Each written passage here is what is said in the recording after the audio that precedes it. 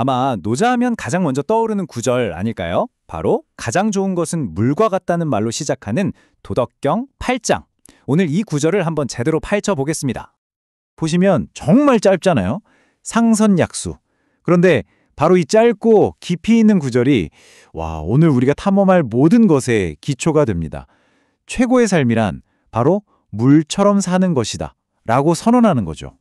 근데 진짜 신기한 건 말이죠. 어떻게 이렇게 짧은 문장 하나에 서로 다른 4개의 해석, 마치 4개의 우주가 담길 수 있을까요? 오늘 저희가 바로 4명의 사상가, 이들의 눈을 빌려서 이 문장을 한번 완전히 해부해보려고 합니다. 자, 그래서 오늘은요, 먼저 이 4가지 해석을 간단히 소개해드리고 도울 김용옥, 함석헌, 그리고 좀 더 실용적인 이미지 기반 해석, 마지막으로 신영복 선생의 관점까지 차례대로 깊이 파고 들어볼 겁니다. 그리고 맨 마지막엔 이 모든 지혜를 쫙 모아서 정리해드릴게요. 자, 그럼 시작해볼까요? 노자의 이 유명한 구절을 이해하기 위해 우리를 안내해줄 4명의 가이드, 4가지 독특한 렌즈를 먼저 소개해드리겠습니다. 첫 번째 주자는 바로 도울, 김용옥입니다. 도울은 이 텍스트를 그냥 해석하는 데서 그치지 않아요. 이걸 무기 삼아서 우리가 지금 살고 있는 이 경쟁사회의 언어 자체를 뒤집어 엎는 방법을 찾아냅니다. 아주 도발적이죠. 두 번째는 함석헌 선생입니다. 그분에겐 물은 그냥 자연물이 아니에요. 바로 민중, 그가 평생 사랑했던 시야를 상징하고 더 나아가 비폭력 저항이라는 거대한 철학을 담고 있습니다. 세 번째는 조금 다른 접근법인데요. 바로 이미지 기반의 해석입니다. 이건 뭐랄까 좀 더 실용적인 접근이에요.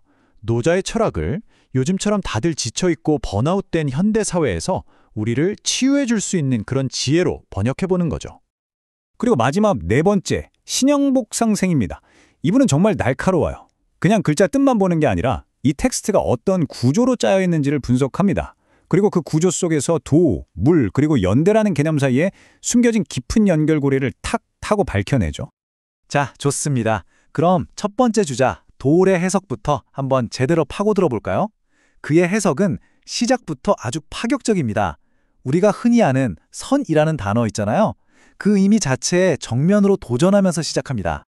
바로 이 지점입니다. 이게 정말 흥미로운데요. 도울은 상성약수의 선을 우리가 생각하는 착하다, kindness, 이런 도덕적인 의미로 보잖아요. 그게 아니라 잘한다, 능숙하다 하는 뜻으로 읽습니다. 뭐에 능숙하냐? 도와 조화를 이루며 사는 방식에 능숙하다는 거죠. 그러니까 상선은 최고의 선함이 아니라 가장 잘 사는 방식이라는 완전히 새로운 해석인 겁니다. 생각해보세요. 우리는 보통 이익을 얻으려면 어떻게 해야 한다고 배우죠? 당연히 경쟁에서 이겨야 한다고 생각하잖아요. 이게 현대 자본주의의 기본 공식이죠. 그런데 노자는 이 공식을 그냥 완전히 뒤집어 버립니다. 물은 만물을 이롭게 하지, 나를 이롭게 하지 않거든요. 그러니 애초에 경쟁할 필요가 없는 겁니다. 정말 급진적인 생각의 전환 아닌가요? 그리고 도울은 여기서 멈추지 않아요. 이 7선, 즉 7가지 자람을 제시하는데 이게 뭐냐면요. 그 추상적인 물의 철학을 우리 일상으로 가져오는 아주 구체적인 실천 매뉴얼 같은 거예요. 어디에 사는지, 마음은 어떻게 갖는지, 관계, 말, 정치, 일, 심지어 움직이는 타이밍까지 우리 삶의 모든 영역에 대한 지침인 셈이죠. 자, 이렇게 언어의 틀을 깨는 도울의 해석을 봤는데요. 이번엔 완전히 다른 각도에서 이 구절을 하나의 정치 선언문으로 읽어내는 함석헌 선생의 목소리에 귀 기울여 보겠습니다. 함석헌 선생의 핵심 아이디어는 바로 이겁니다. 물은 씨알, 그러니까 민중의 메타포라는 거죠. 역사를 저 아래에서부터 조용히 지탱하는 민중처럼 물 역시 가장 낮은 곳에서 모든 생명을 지탱하니까요. 진짜 힘은 높은 자리가 아니라 낮은 자리에 있다는 선언이죠. 그리고 이 다투지 않는다는 원리, 부쟁의 철학을 그의 평생 신념이었던 비폭력, 무저항 사회운동과 연결합니다. 생각해보면 물은 폭력을 쓰지 않잖아요. 하지만 시간이 흐르면 결국 바위를 뚫고 산의 모양까지 바꿉니다. 이게 바로 새로운 원한과 미움을 만들지 않으면서 세상을 바꾸는 길이라는 깊은 통찰입니다. 자, 이번에는 좀 더 시각적이고 우리 삶에 바로 적용해 볼 수 있는 해석으로 넘어가 볼게요.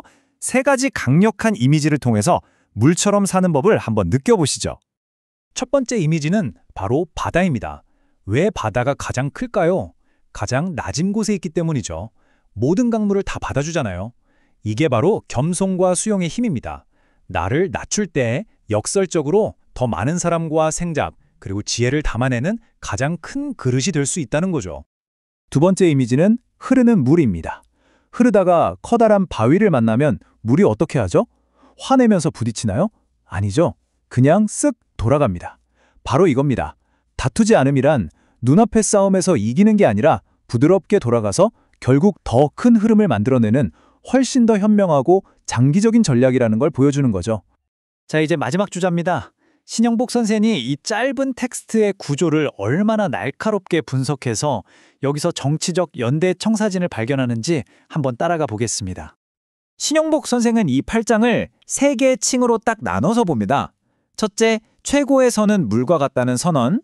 둘째, 그걸 우리 삶의 7가지 영역에 적용하는 부분. 그리고 셋째, 다투지 않으니 허물이 없다는 결론.